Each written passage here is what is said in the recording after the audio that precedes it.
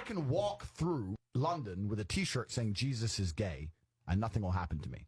If I did the same thing with the Islamic prophet, I'd be dead before I got to the end of the street. Boom. That's how much they believe and respect. And I respect people who stick up for what they believe in. Yeah. It's not even about me believing in it. I respect them because they believe and they will defend. Muslims are the only people who will defend their religion. They will defend their beliefs. They refuse to be mocked. They refuse to be insulted. And I respect that about them. I respect that. That's an amazing thing about them. Because Muslims are intolerant. And I'm not saying that disrespectfully.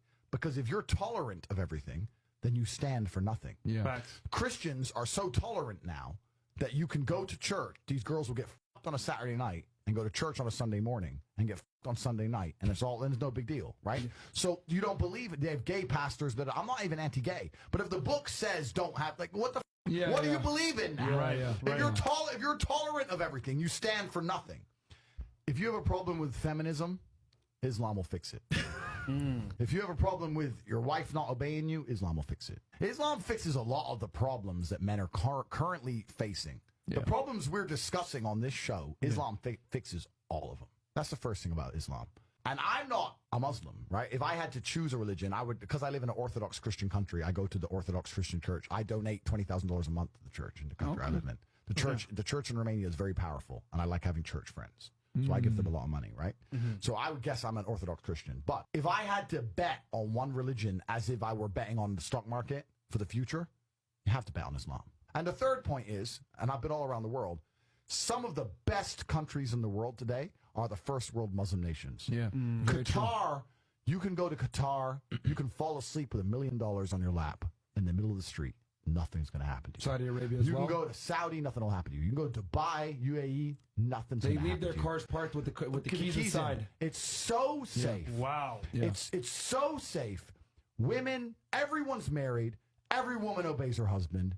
Every single woman has 4, 5, 6 kids. Big families. All the things we're talking about, all the problems we have here, right? They've got none of that. None of it.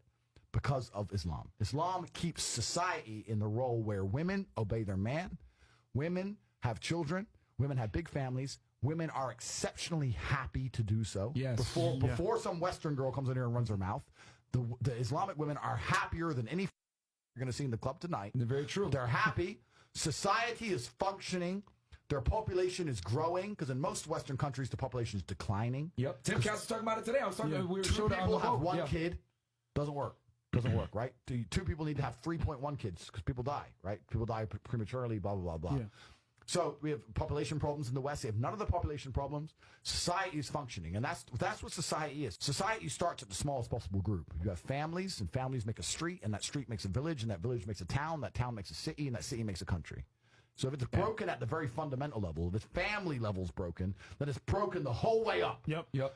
And that's what's happened in the West. And the first world Islamic countries have none of those problems. So if you're going to talk about a belief system that fixes issues, you need to go to Islam.